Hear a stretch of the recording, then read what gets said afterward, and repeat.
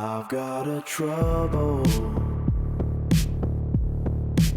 Hey comic book fans, Thunder E here and welcome to my review of Luke Cage. Yes, Luke Cage wears a hoodie, so I'm wearing one, but I'm going to take it off now. So guys, Luke Cage is finally here and we've been waiting for the show for a while, and this is the non-spoiler review. Now we will have a spoiler review discussion later on in the day, so stay tuned and check that out. So if you're leaving comments, guys, please non-spoiler so you don't spoil for anyone. So Luke Cage, 13 episodes on Netflix, available now. Binge watched it and I have to say I thoroughly enjoyed this show. It was fun. There's a lot of good things about it, but let's discuss about that. So first off, Mike Colley as Luke Cage. Yes, he cemented that role pretty much in Jessica Jones, but he really does a really good job in carrying himself here as Luke Cage. Solid all the way through. I think he just held the character pretty well. Now, there are other characters in the show, like Misty Knight, who's a cop, also becomes a superhero later on. We have Cottonmouth, one of the villains. We have Congresswoman Maria. We also have Diamondback, who's one of his villains, of course, from the comic books, and a few other people showing up. Now, in terms, one of the things I liked about the show is that really that first two episodes, the first episode in the barbershop, trying to give you some of that black barbershop feel, talking sports, talking music in there. Now it felt a little bit like an old school barbershop because the owner of the barbershop, aka Pops, from Sanford and Son, the son of Sanford, really set the tone that way, swearing, that kind of thing in there, but it was a nice way to pick things up. The music in the show does a fantastic job. I mean, you had musical guests almost in every episode, from Sadiq, Faith Evans, Jidenna, you name it. There was just really good music all the way through. All the fight scenes had some cool jams. If you like old school hip-hop, or at least good hip-hop all the way, not some of the scrap that we have now, I think they really hit the nail on the head here in the show. One of the things I liked about the show is how they framed Harlem. This show is about Harlem. It takes place in Harlem. It's a smaller microcosm, kind of like Hell's Kitchen, but what I like compared to Hell's Kitchen is small. I know how small it is. Harlem is much bigger. They kind of showed you the breadth of Harlem and how much Harlem is as a whole. Now, some of the other characters, like I mentioned, Misty Knight, she was good. She brought some sass into it, and she also got some spunk, but she is a superhero in the comic book. She's not a superhero here, but she does portray some of her abilities as a cop in the show. And I did like her character arc, although at some point it felt like it faltered a little bit for me. Maybe because the character had gone through some shocking phases, so to speak.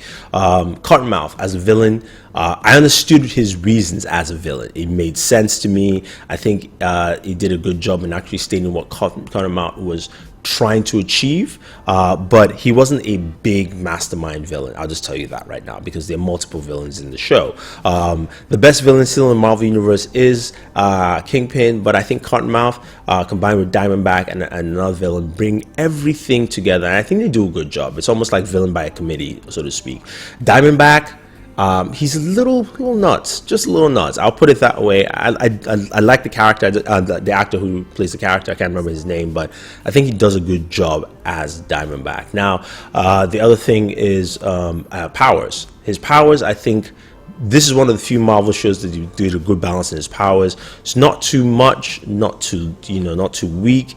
Good balance in terms of what he can do strength-wise, what can hurt him, what can't hurt him, and also throwing in an Achilles heel. And I think the Achilles heel worked the way they actually introduced it into the show. Fight scenes were cool. Love the fact that he could just walk up to people and be like, a little smack here, a little push here. That was really good, and you gotta check out the Method Man cameo. I think that was fun in there. Just the process of it overall. Now, in terms of story, as a whole season, it was good.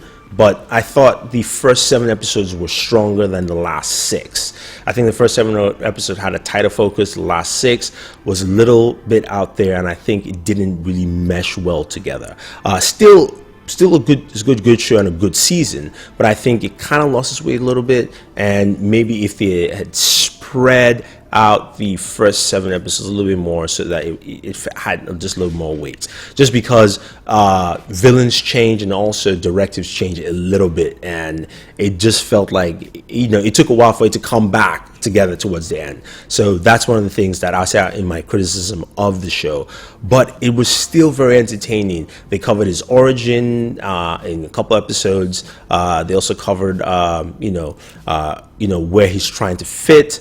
Also, Rosario Dawson's character, plays a big role in the show. And what I liked about her character is that she's the most seasoned, from Daredevil, 2 seasons there, 1 in Jessica Jones.